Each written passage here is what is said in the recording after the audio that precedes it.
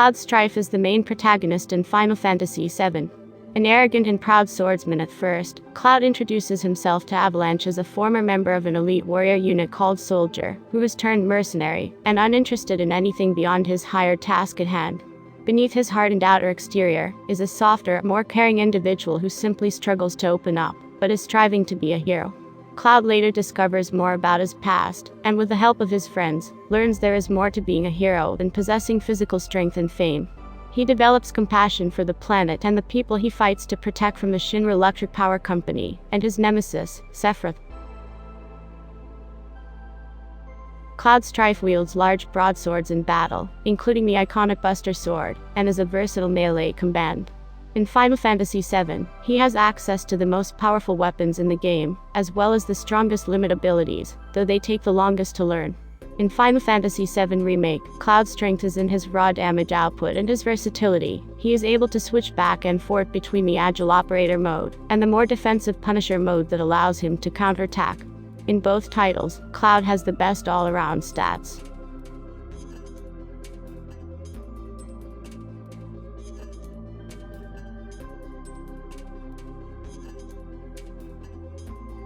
Cloud was born August 11, 1986 in the mountain village of Nibelheim, and his mother's name was Claudia Strife. His father died when he was very young.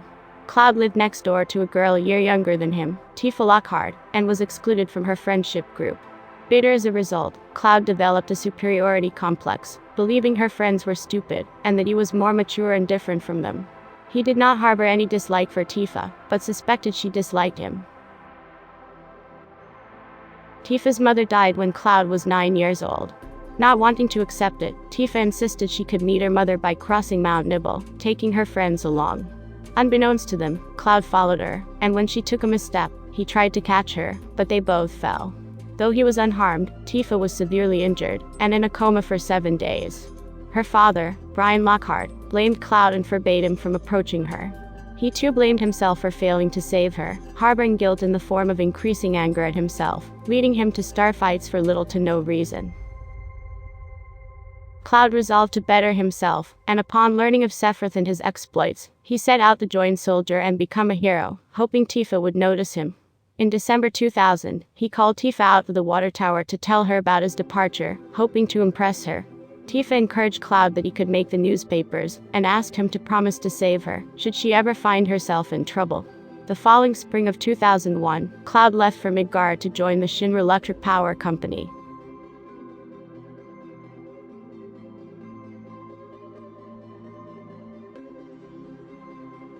Cloud failed to make it into Soldier, enlisting as a mere Shinra infantryman instead.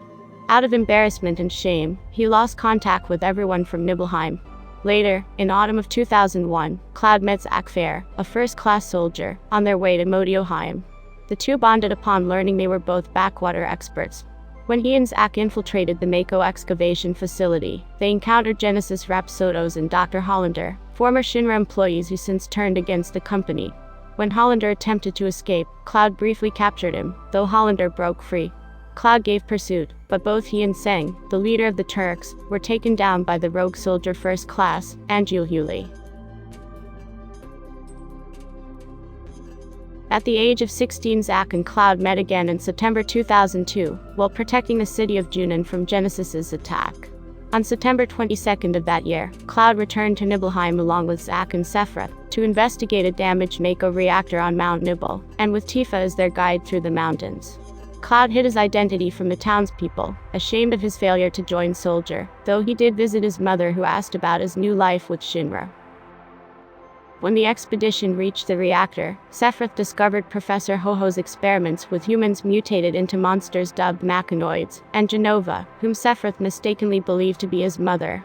Genesis knocked Cloud out, and Tifa helped him back into town. When Cloud regained consciousness, he was depressed over his lack of strength. Sephiroth locked himself in the Shinra Manor's basement for several sleepless days, immersing in Professor Gast Faramus's writings, and discovered his dark past, as well the secrets regarding the Cetra and the Promised Land. On October 1st, Sephiroth destroyed the village on a rampage, fueled by his newfound hatred for humanity.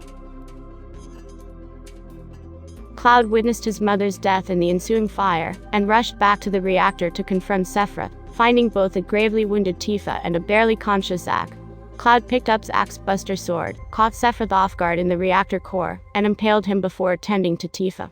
When a wounded Sephiroth emerged from the reactor core, Cloud attacked him, intent on avenging the deaths of his mother and all the townspeople Sephiroth had killed. Cloud summoned the strength to overpower him with sheer willpower. Using the katana as a lever, Cloud lifted Sephiroth up and hurled him into the Mako pit below before collapsing.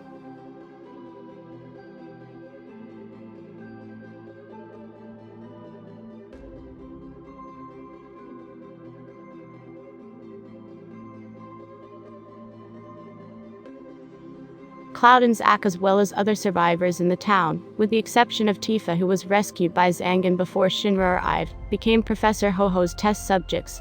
Injecting them with Genova's cells and exposing them to Mako, Ho-Ho attempted to test his Genova reunion theory on them, turning them into Sephiroth clones, people whose wills can be overridden by Sephiroths. Since Zack had gone through a similar process in Soldier, his body resisted the experiments, while Cloud succumbed and developed a severe case of Mako poisoning. Ho-Ho labeled Cloud and Zack failures, then placed them in a cryogenic sleeping state, and left them in their pods in the Shinra Manor basement.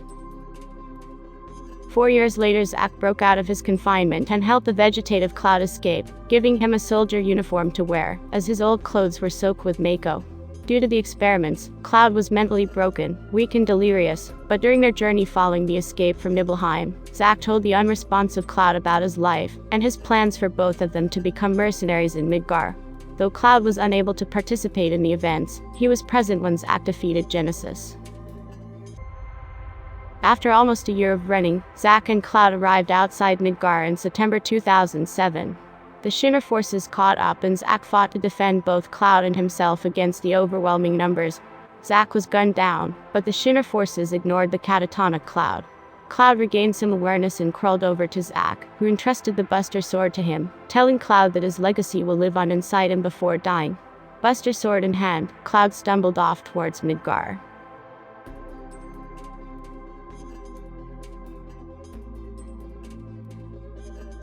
As a result of the trauma caused by the Nibelheim incident, his Mako poisoning, and Zack's death, Cloud impressed Zack's memories and fighting abilities into his own. This, along with Tifa's memory of him and his own ideal image of himself as a soldier, created a new set of memories with an accompanying persona. As such, Cloud was led to believe he had joined Soldier and was Sephiroth's partner in place of Zack, and in his own memories, he took Zack's place. In his distorted memories, Zack never existed.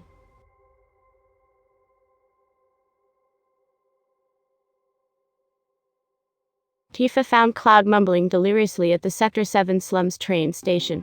Though he became lucid upon recognizing her, his inconsistent memories and mental breakdowns concerned her.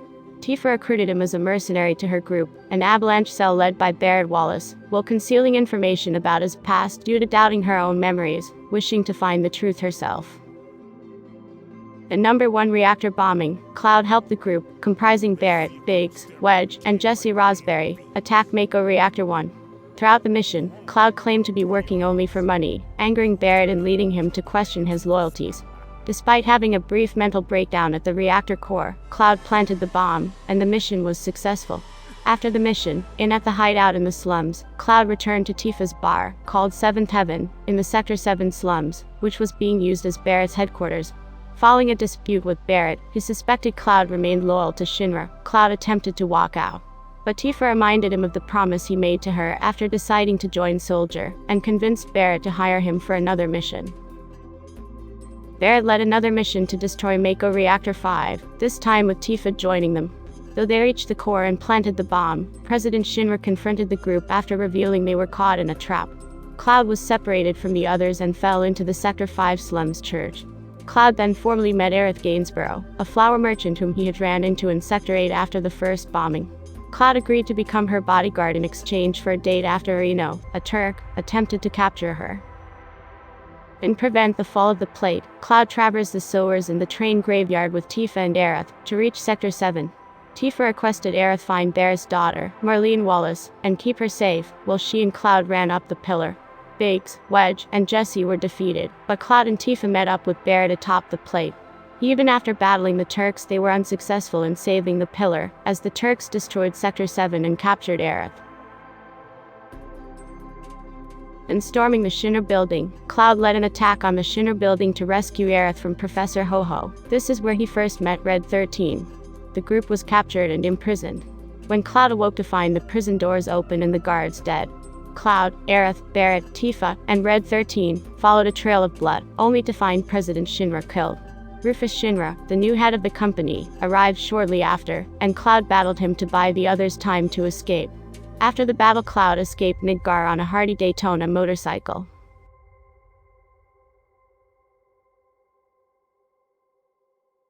The group met in an inn in Calm, where Cloud told his version of what happened on the day Nibelheim was burned, with himself in Zack's place. Tifa remained mostly silent, and Barret struggled to believe the account. The next day, the group set out to track down Sephiroth, first through the Mithril mine where they learned from the Turks that Sephiroth was headed for Junon. Cloud and the group sneaked into the city, where he saved a girl named Priscilla from a monster, and they were allowed to stay over. In his sleep, a voice told Cloud to ask Tifa about the time he returned to Nibelheim, but Tifa dodged the question when he did. After welcoming for Rufus's honor, Cloud and the party stowed away on a cargo ship bound for Costa del Sol. The pursuit of Sephiroth led them through North Corel and the Gold Saucer, where after resolving an incident, the manager Dio gave Cloud and his friends a buggy to assist them in their travels, and Kate Sith joined their cause. The buggy broke down, forcing the group to stay at Red 13's hometown, Cosmo Canyon, where the elder Bugenhagen revealed critical information about the planet and the livestream, and how Shinra's drilling for Mako affects them. When the group reached Nibelheim, they found the town rebuilt and inhabited by impostor villagers hired by Shinra, who claimed to have no recollection of either Cloud or Tifa, or the town ever having been burned down, greatly distressing Cloud and casting doubt on his story. Sephiroth appeared in the basement of the Shinra Manor, and alluded to a reunion Cloud should attend. Cloud and the group crossed Mount Nibel and visited Raka Town, where they escaped on Sid Highwind's plane, only to have it shot down by Shinra soldiers. Adding Sid to their roster of allies, the group returned to Gold Saucer and claimed the Keystone from Dio. Cloud and the group stayed the night when the trolley to the park broke down, during which Cloud went out with a party member. Kate Sith, who turned out to be a Shinra spy, stole the Keystone and turned it over to Tseng of the Turks, but blackmailed the others to let him stay with them. Traveling to the Temple of the Ancients, the party found Tseng gravely wounded after a struggle with Sephiroth. In the heart of the temple, Cloud found Sephiroth, who revealed his plan to perform the ultimate black magic, calling down meteor to deal a critical wound to the planet, to absorb the lifestream that would well up to heal it, becoming God. Sephiroth left as Cloud discovered the temple itself as the black materia needed to summon meteor. Kate Sith sacrificed his body, though he had a backup available, to get the black materia, but Sephiroth returned. The Genova cells inside Cloud from Ho-Ho's previous experiments on him gave Sephiroth control over him, causing Cloud to hand over the black materia, then attack Aerith, before his friends knocked him out. While unconscious, Aerith appeared to Cloud in a dream, telling him to let her handle Sephiroth. When Cloud regained consciousness, Barret and Tifa told him Aerith had left, and assured they would be there to help him should he have another breakdown. Cloud resolved to find Aerith, and guided them as he knew where she had gone, first through the sleeping forest to the Forgotten City. He found her praying on an altar in the center of the city's underground complex. Cloud approached her with a Buster Sword and attempted to attack her, until his friends yelled at him to stop. Sephiroth descended from above the altar and killed Aerith, impaling her with his Masamune. Cloud mourned her passing with the party, and rested her body in the lake, despairing at how Sephiroth could control his actions. Arriving at the North Crater, the party regained the black materia and Cloud gave it to a party member as he did not trust himself. Sephiroth appeared and showed Cloud a partial vision of what really happened at Nibelheim, revealing Zack's presence in his stead, but not Cloud's true part in the events. Shinra arrived and Professor Ho-Ho revealed his Genova reunion theory that involved Cloud, and how his drive to hunt for Sephiroth was fueled by the Genova cells in his body summoning him to the reunion. The shock of Cloud's fabricated past shattered his mind, as he came to believe he was created by Ho-Ho, and that even his name and memories of being Tifa's childhood friend belonged to someone else. Sephiroth used an illusion to convince the party to give the black materia back to Cloud, who promptly handed it to Sephiroth's true body, that was stored in the crater.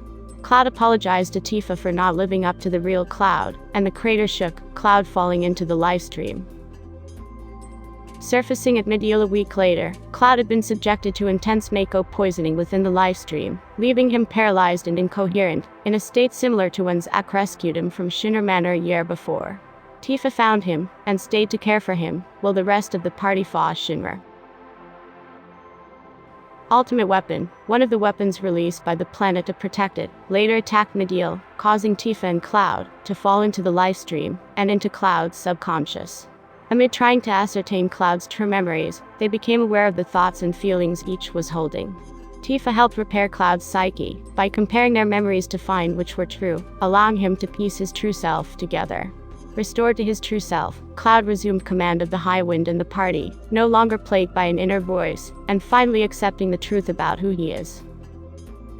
Shinra's attempt to destroy the meteor with huge materia failed, but Cloud's party was trapped in the Shinra No. 26 rocket when it took off.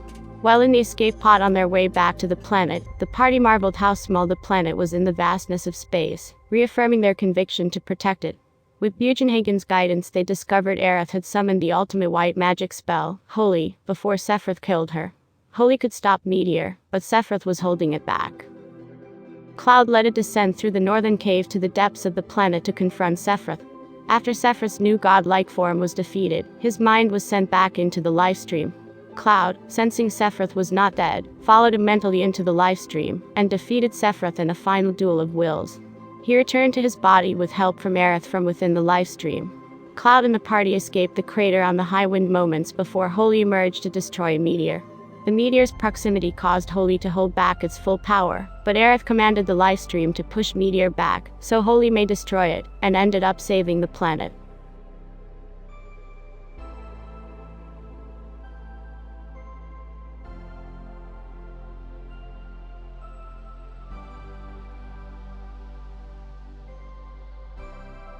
Cloud and Tifa built a new life together in the Edge, a new city built on Midgar's outskirts.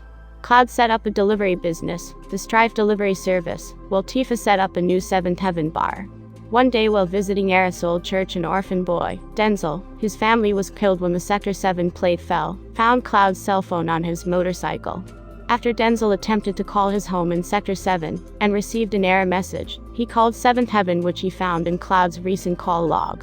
Tifa picked up and asked Denzel why he had Cloud's cell phone, and Denzel began to cry, collapsing from the geostigma virus. Cloud took him home to live with him along with Barrett's daughter Marlene, and Tifa.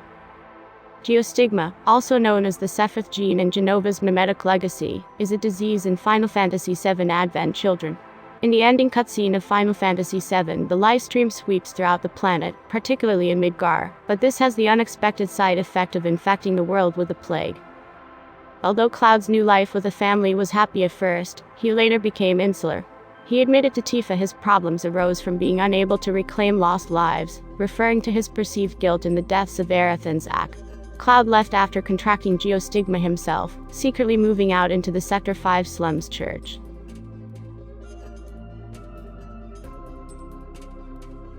Cloud had left to look for a cure for geostigma, having avoided calling his friends due to depression and guilt. Cloud received a call from Tifa that Reno had a job for him. While on his way, Cloud fought off a mysterious trio of young men, the remnants of Sephiroth. In Healan Lodge, Cloud met with Reno, and found Rufus Shinra alive and suffering from geostigma. Rufus offered Cloud to join them to fight the remnants, led by Kadage, though Cloud rejected the offer after Reno brought up the idea of rebuilding Shinra. Cloud arrived at Aerith's church to find Tifa unconscious on the flower bed, Marlene kidnapped, and Cloud's stash of materia stolen following an attack by Laz, one of the remnants. Cloud passed out from a geostigma attack, and both he and Tifa were discovered by the Turks, Reno, and Rude, who brought them to Seventh Heaven to recover. The remnants had kidnapped children with geostigma, wishing to use them to reach Genova's remains they believed Shinra was hiding somewhere in Edge. Cloud was unwilling to fight, feeling unfit, though after scolding, and subsequent encouragement from Tifa, Reno, and Rude, Cloud set out to the Forgotten City. On the way, an apparition of Aerith visited him. Cloud wished to be forgiven, though Aerith never blamed him. Upon seeing Denzel and the other children under Kadage's control, Cloud attempted to fight them, but was outmatched, and was rescued by former teammate, Vincent Valentine, who explained the true nature of geostigma plague, caused by Genova's cells in the livestream. Marlene tearfully ran into Cloud's arms, but refused to leave with Vincent, after Cloud asked him to take her home. Instead, Cloud resolved to take Marlene back himself, and confront Kadage. Back in Edge, Kadage summoned Bahamut Sin to attack the city. Cloud defeated the dragon with the help of his old allies. He took on Laz and Yuzu while chasing Kadage through the Midgar Expressway, and sliced their weapons, and Laz's bike, in half. Cloud confronted Kadage, as the subsequent battle took them back to Aerith's church, with the life-stream-infused water sprouting from the destroyed flower bed, cured Cloud of geostigma. Cloud defeated Kadage, who absorbed Genova's remains that he had obtained from Rufus, and Sephiroth was reborn. Sephiroth revealed his plan to take over the planet as a vessel, using the negative energy of those who died of the geostigma. Cloud battled him at the ruins of the Shinra building. Though initially overpowered, he was inspired by the thoughts of his friends, living and dead, and made use of his Omni/version 5 technique to defeat Sephiroth, who dissipated, leaving a dying Kadage behind. Laz and Yuzu returned and set off a kamikaze explosion, apparently killing all of them, though Aerith intervened to save Cloud, who awoke in the lifestream-infused pool inside Aerith's church.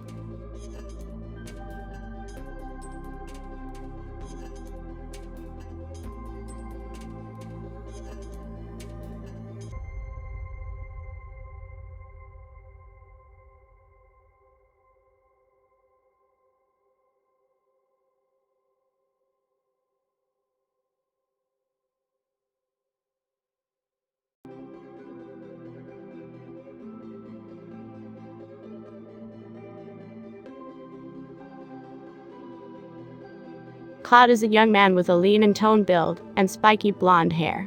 Cloud has blue eyes, that glow due to him being exposed to Mako. Because Mako eyes are iconic to members of Soldier, Cloud is often assumed to be one. Cloud carries a large broadsword as his weapon of choice, with his 3 trademark weapons being the Buster Sword, a massive sword over 5 feet long, a set of fusion swords, 6 individual interconnecting swords that form one similar to the Buster Sword, and the Hard Edge, another large broadsword with a different shape. He also has a silver earring in his left ear. Cloud's typical outfit is a variation standard uniform for a soldier, seen first in Final Fantasy VII, and most commonly throughout his appearances, with slight variations. This uniform comprises indigo pants with a sleeveless shirt and a belt. Cloud also wears brown boots, gauntlets with a pauldron over his left shoulder, and a soldier band in his right wrist. Unlike the default uniform, his is customized to exclude the right shoulder pauldron, likely to make it easier to draw his sword from behind him, while his left pauldron remains, albeit with protruding screws and bolts due to makeshift repairs. He also wears a junky gear-like armlet on his left forearm. In his mid-teens, Cloud had a ponytail and wore a white loose t-shirt with a blue trim, dark blue jean shorts, and shoes. As a Shinra infantryman, seen in Crisis Core, Cloud wears the blue uniform of a Shinra Electric Power Company infantryman, with several belts and straps, and a green-gray piece of cloth around the collar, and uses his helmet to conceal his identity at times. When cross-dressing during Tokornio Hall in Final Fantasy VII, Cloud wears a purple dress and braided blonde wig. In Final Fantasy VII Remake, the equivalent, the Town That Never Sleeps chapter, sees Cloud wear one of 3 dresses based on player choices. Cloud also wears an outfit very similar to Vincent Valentine in Kingdom Hearts. On the surface, Cloud Strife presents himself as a hardened warrior, cocky and headstrong, cold-hearted, and disinterested in anything beyond completing the hired job at hand. He tells others, often dismissively and with snark, that he has no interest in larger causes, such as the plight of the planet, and appears unshaken by the devastation the bombings he helped carry out caused. He is cool-headed, and mostly carries himself as an expert and professional. Beneath the surface, Cloud is socially awkward, being well-intentioned, but unsure how to carry himself in conversations, having difficulties to express himself. Many who are close to him begin to see through the cracks in his hardened persona, recognizing he is softer deep down. Through it all, Cloud is steadfastly loyal to his friends, harboring guilt if he feels he has let them down, and strives to be a hero. He is willing to go through any lengths, from fighting off powerful enemies alone to cross-dressing despite the discomfort to don a disguise, to keep them safe. This too does not fool some of his friends, who in turn look out for him when they believe he is out of his depth.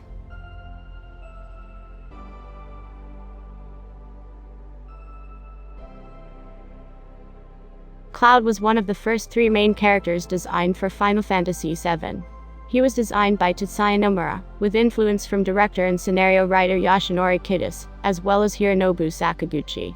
A prototype of Cloud's character named Detective Joe appeared in Sakaguchi's first plot treatment for Final Fantasy VII, as a character belonging to an organization attempting to destroy New York City's Mako reactors.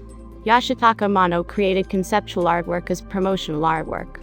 The image of Cloud and Sephiroth was based on Miyamoto Musashi and Sasaki Kojima, famous Japanese warriors whose duel became legendary, and the swordsmen have appeared in many forms in pop culture in Japan. Cloud's design underwent several changes.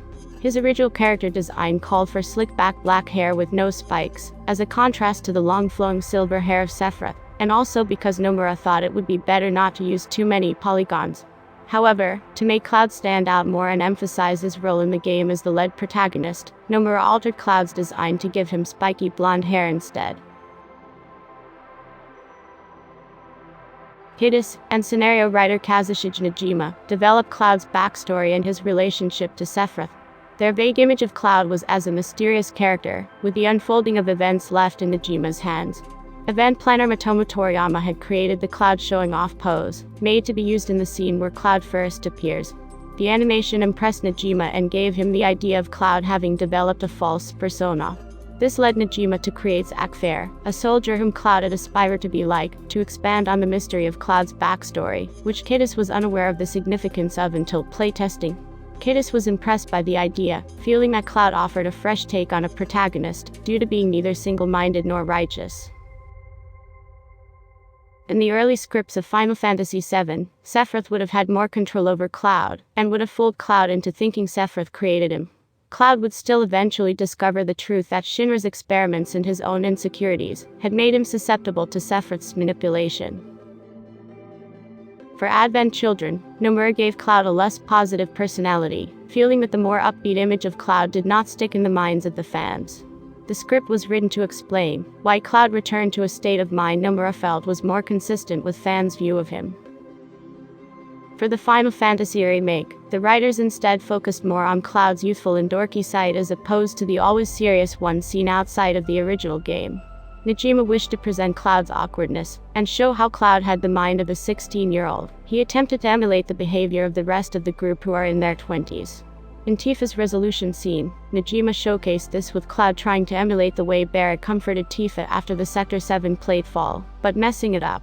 Najima also had Cloud's behavior change depending on who he is talking to. With Aerith, he stands taller, and tries to act cool, leading him to overthink things and act strangely with Jessie. He acts annoyed when she comes onto him too strong. With Tifa, he acts more like himself. Cloud is one of the most popular and iconic characters in gaming, frequently ranking as among the most popular Final Fantasy characters. Among Japanese fans, Cloud was voted second best character in gaming among men, and third best among women in an Oricon poll, and voted first place in the All Final Fantasy Big Vote in 2020. Cloud has enjoyed similar popularity among Western fans, voted as the fifth best video game character of all time by readers of the Guinness World Records Gamers Edition in 2011, and as the best Final Fantasy character in a poll conducted by IGN in 2014. Cloud is also ranked highly in lists among critics. In 2005, Electronic Gaming Monthly placed Cloud 7th in their list of top video game characters of all time, and in 2010, Empire placed him 13th in their own list. Writing for IGN in 2008, Dave Smith observed a decline in Cloud's popularity as a result of overexposure following compilation releases, but predicted Cloud would remain an icon for years to come. Cloud has the most player-controlled appearances of any character in the Final Fantasy series, and the second most appearances altogether, behind Gilgamesh. He has appeared in the following games listed here. Cloud has made key guest appearances in the following non-Final Fantasy games.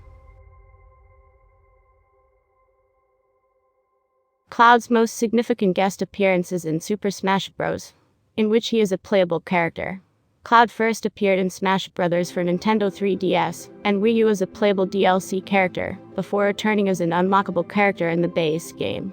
Cloud is also a significant presence in the Kingdom Hearts appearance, where he is a boss battle in the main story of the first title, and appears frequently in Kingdom Hearts 2, while also being an optional battle. Cloud also makes guest appearances in notable web series. Cloud appears in Screwtax's Death Battle series in a battle against Link, as well as in the spin-off Rapid Battle series DBX, where he squares off against Guts from the manga series Berserk. Cloud makes 2 guest appearances in Monty Aum's Dead Fantasy series in his Advent Children attire. He also has a brief cameo in 2 8-bit theater strips as a potential light warrior. That about sums up our video on Cloud Strife. Thanks for watching and be sure to like, subscribe and turn on notifications. See you in our next video.